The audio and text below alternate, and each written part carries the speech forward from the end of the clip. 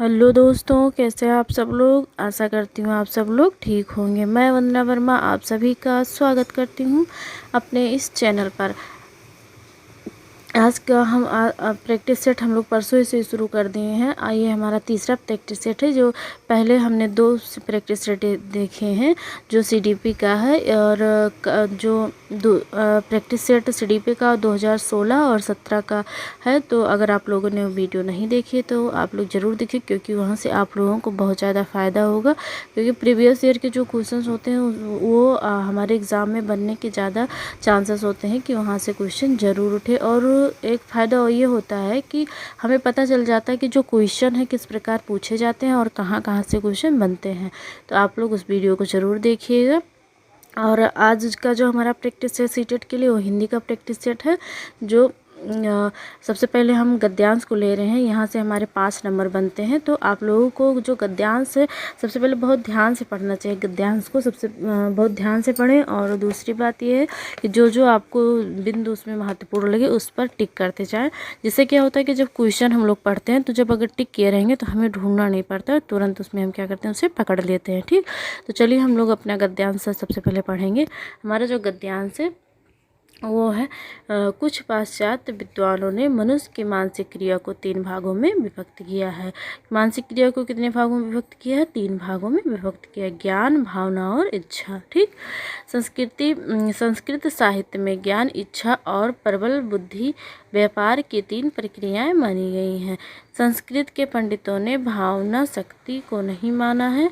जो संस्कृत के पंडित हैं उन्होंने भावना को शक्ति नहीं माना है। ठीक, और मनोविज्ञान के अनुसार ये शक्तियाँ एक दूसरे से अविच्छिन्न रूप में मिली हुई हैं और अलग नहीं की जा सकती हैं। पाश्चात्य विद्वानों का मतभेद है कि प्रारंभ में मनुष्य की इच्छा शक्ति का प्रादुर्भाव हुआ या भावना शक्ति का। कला का संबंध मनुष्य की भावना से है। कला का संबंध किससे है? तो मनुष्य की भावना से है। किससे नहीं है? इच्छा से नहीं है। कला का संबंध जो है मनुष्य की भावना से है, इच्छा से नहीं है। कला के मूल में यद्यपि भावना का ही अस्तित्व स्वीकार किया जा सकता है, पर सभ्यता के विकास के साथ ज्यों-ज्यों मनुष्य की परिस्थितियां जटिल होती गईं और उसमें समाज के हित अहित का ध्यान बढ़ता गया, त्यों-त्यों उसकी इच्छा शक्ति दृढ़ होती गई और समय पाकर वह उसके मानसिक संगठन का अभिन्न अंग बन गई। कालांतर में मनुष्य की इच्छा शक्ति उसकी भावनाओं पर नियंत्रण करने लगी और अब तो मनुष्य का ज्ञान और उसकी इच्छाएं उसकी संपूर्ण भावनाओं से सर्वथा मिली दिखाई पड़ती हैं। तो ये रहा हमारा गद्यांश। अब हम लोग ये देखेंगे कि यहाँ से क्वेश्चन हमारे किस प्रकार बनते हैं। तो पहला क्वेश्चन हमारा है, पाश्चात्य विद्वानों द्वारा मनुष्य की मानसिक क्रिया के रूप के किस रूप को विभक्त नहीं किया गया है? ज्ञान, भावना, शक्ति, इच्छा। तो हम लोग देखते हैं कहाँ ये दिया गया है। तो पहले देखते हैं, देखो यहाँ पढ़िए। पाश्चात्य विद्वानों ने मनुष्य की मानसिक क्रिया को 3 भागों में विभक्त किया, ज्ञान, भावना और इच्छा। तो हमारा क्वेश्चन क्या है?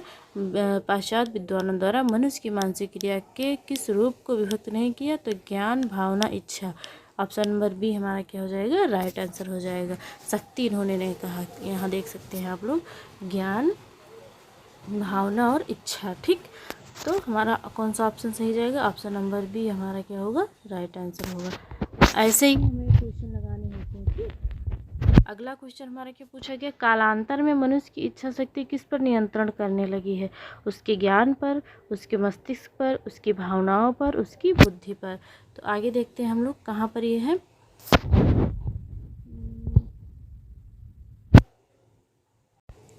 तो हमारा जो क्वेश्चन पूछा गया यहाँ से, कालांतर में मनुष्य की इच्छा शक्ति उसकी भावनाओं पर नियंत्रण करने लगी है। ठीक, किस पे नियंत्रण करने लगी है? भावनाओं पर। तो इसका जो हमारा राइट आंसर होगा ऑप्शन नंबर सी होगा, उसकी भावनाओं पर नियंत्रण करने लगी हैं। आगे देखते हैं हम लोग, कला का संबंध है। कला का संबंध किससे है? कला मनुष्य के ज्ञान से, मनुष्य की भावना से, मनुष्य के मनोरंजन से, मनुष्य की इच्छा से। तो ये वाला हम देखते हैं हमारे जो गद्यांश दिया गया उसमें कहाँ है।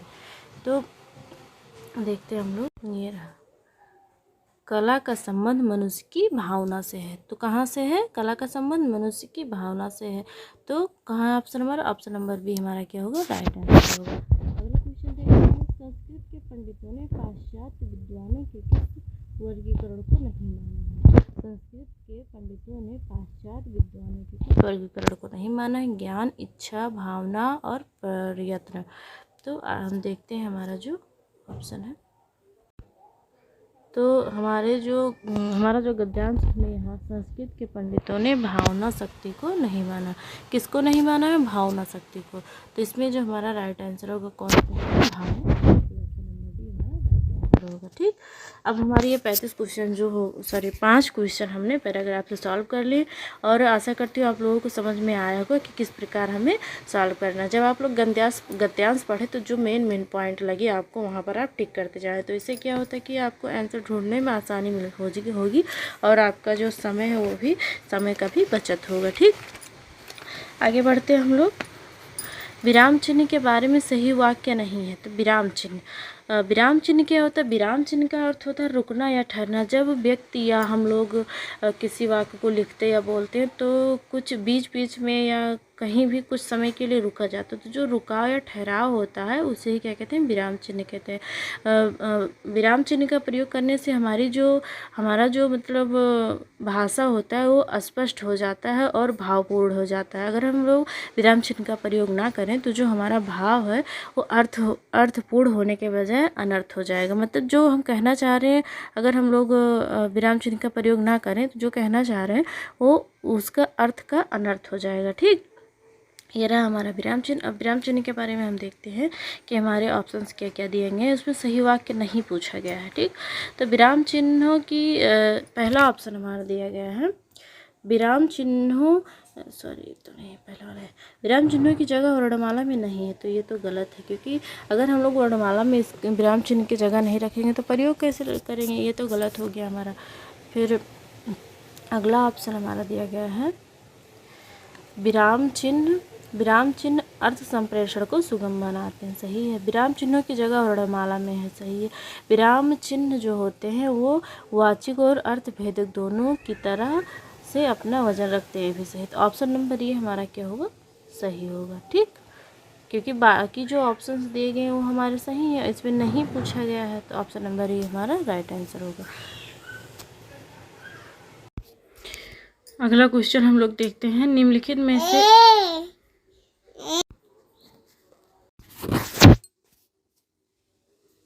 अगला क्वेश्चन हमारा है निम्नलिखित में से कौन सा शब्द निषेध का समानार्थी नहीं है? तो हमारे ऑप्शंस दिए गए हैं रात्रि, रजनी, तम और निशा। तो इसका जो हमारा राइट आंसर होगा ऑप्शन नंबर सी होगा। इसका जो हमारा राइट आंसर होगा ऑप्शन नंबर सी।